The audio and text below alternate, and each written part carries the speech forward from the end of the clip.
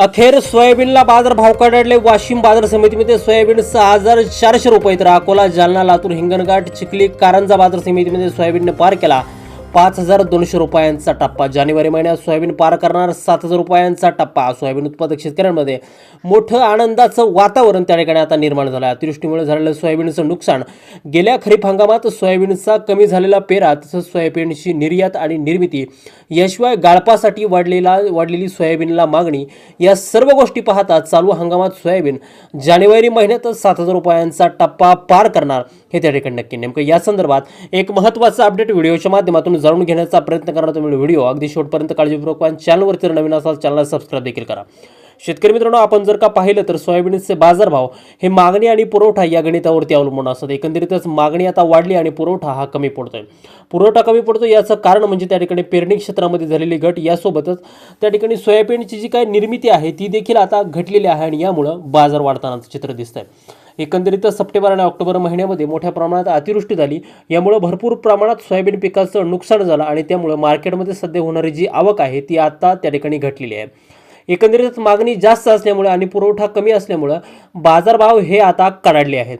एकंदरीतच टंचाईची परिस्थिती राज्यामध्ये आणि देशामध्ये त्या ठिकाणी निर्माण झाली. निर्यात सोयाबीनची आयात करून देखील सोयाबीनला बाजारभाव हे त्या ठिकाणी वाढतानाची ही त्या ठिकाणी पहिलीच वेळ आहे. एकंदरीत सोयाबीनची वाढलेली जी काही निर्यात आहे, जवळपास सोयाबीनची निर्यात ही 28 ते 29% त्या ठिकाणी आता राज्यामधून परिणामी देशामधून वाढलेली आहे.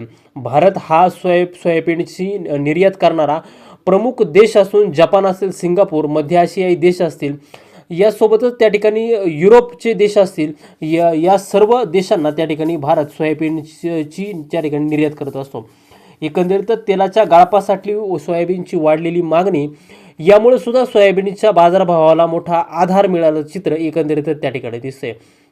दुसरीकडे आपण जर का पाहिलं तर जवळपास आता शेतकऱ्यांनी मळणी झाल्यावरती पूर्ण जे काही सोयाबीन आहे ते बाजारभाव पडतील या अंदाजानं विकून टाकलं होतं, परंतु आता शेतकऱ्यांनी जवळपास सगळं सोयाबीन विकल्याच्या नंतर जे काही सोयाबीनला बाजारभाव आहे ते आता वाढलेला आहे आणि ही गोष्ट व्यापाऱ्यांसाठी जी काय आहे ती जमेची बाब त्या ठिकाणी आता मानली जाते आणि म्हणूनच शेतकरी बांधवांमध्ये थोडं त्या ठिकाणी नाराजीचं वातावरण आहे. कारण बहुतांश शेतकऱ्यांकडं सोयाबीन विकण्यासाठी त्या ठिकाणी आता शिल्लक नाही. तर शेतकरी मित्रांनो, तुमच्याकडे जर का सोयाबीन शिल्लक असेल आणि तुम्ही तुमचं जे काही सोयाबीन आहे ते जर का मार्केटमध्ये विक्रीसाठी आणणार जर असाल तर रोजचे बाजारभाव पाहून त्या ठिकाणी सोयाबीनची विक्री करणं हे तुमच्यासाठी अतिशय नफ्याचं हे त्या ठिकाणी ठरू शकतं. त्यामुळे शेतकरी मित्रांनो, सोयाबीन विकताना नेहमी सोयाबीनचे बाजारभाव हे त्या ठिकाणी पाहिल्याच्या नंतरच तुम्ही सोयाबीन विक्रीचा निर्णय हा त्या ठिकाणी घेऊ शकता. या माध्यमातून तुम्हाला त्या ठिकाणी भरपूर मोठ्या अशा प्रमाणात नफा हा मिळू शकतो.